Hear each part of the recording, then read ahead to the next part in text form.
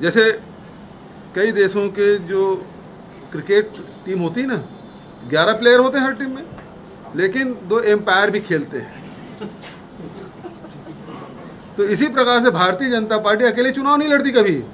वो ED, IT, DRI, CBI, ये सारे लोग लड़ते हैं उसके साथ। और जब चुनाव खत्म होता है तो फिर वो जिस राज्य में चुनाव हो रहा था वहाँ सक्रिय हो जाते हैं। तो इनका ये, और फिर सबसे बड़ी बात ये है कि नरेंद्र मोदी जी ने कहा था कि आज रात को 8 नवंबर को बोला था उन्होंने कहा कि रात को 12 बजे के बाद 500 हजार के नोट रद्दी बंद हो जाएंगे। और उन्होंने क्या कहा, नक्सलवाद समाप्त हो जाएगा, आतंकवाद समाप्त हो जाएगा, और सबसे बड़ी बात उन्होंने कही कालाधन समाप्त हो जाएगा। तो फिर मोदी जी सरकार ये स्वीकार करे कि कालाधन समाप्ति की जो बात कही थी वो गलत है। यदि कालाधन है तो आप जो नोटबंदी किए थे वो गलत है, स्वीकार करना होगा आपको। और यदि नोटबंदी के कारण से कालाधन समाप्त हो गया तो फिर पकड़े क्यों? कालाधन तो समाप्त हो गया, अब कहां से आ रहा है? वो इतने वाले के हाथ कहां से आ रहा है और दूसरी जगह कहां से आ रहा है? तो दोनों बात विरोधाभास है। कल वो लोग किस मामले में दिखा रहे थे? केवल विरोध करना है इसलिए विरोध कर रहे थे। क्या इसलिए कि राजीव मितान क्लब की शुरुआत हो रही है इसका विरोध है?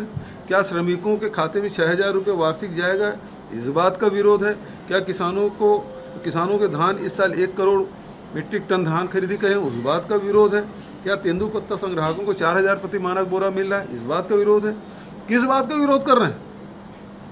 सवाल तो इस बात का है। विरोध होना चाहिए, प्रजातंत्र में विरोध के बिल्कुल असहमति के पूरा सम्मान है, लेकिन विरोध का आधार होना चाहिए। केवल आप विरोध के लिए विरोध करेंगे तो ये बात ठीक नहीं है। मंत्री स्तर की बात होगी, अधिकारी स्तर की बात हुई, मंत्रियों से भी बात हुई। वो सारे मुद्दों पे जो मंत्रिमंडल समिति बनी है उसके सामने बात रखे हैं और उसमें 3-3.5 घंटा उनकी चर्चा हुई, एक बिंदु पे चर्चा हुई। कल मुझसे भी मिले, लेकिन जो रास्ता अख्तियार किया वो ठीक नहीं है। जो एयरपोर्ट तक पहुँचे थे वो ठीक बात नहीं है।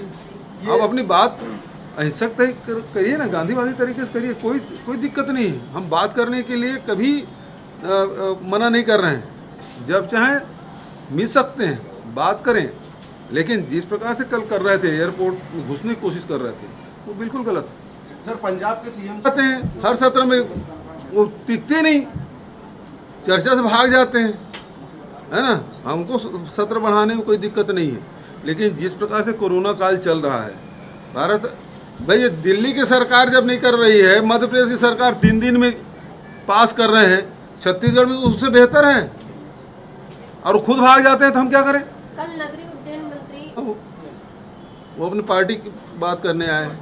आप लोग की ओर से कोई प्रस्ताव या फिर बातचीत? हमको तो जानकारी सास के उसके आया होगा तो मैं पता कर लेता हूँ, लेकिन मुझे अभी तक की जानकारी नहीं है। आपके माध्यम से पता चल रहा है। एयर इंडिया बिक ही गया है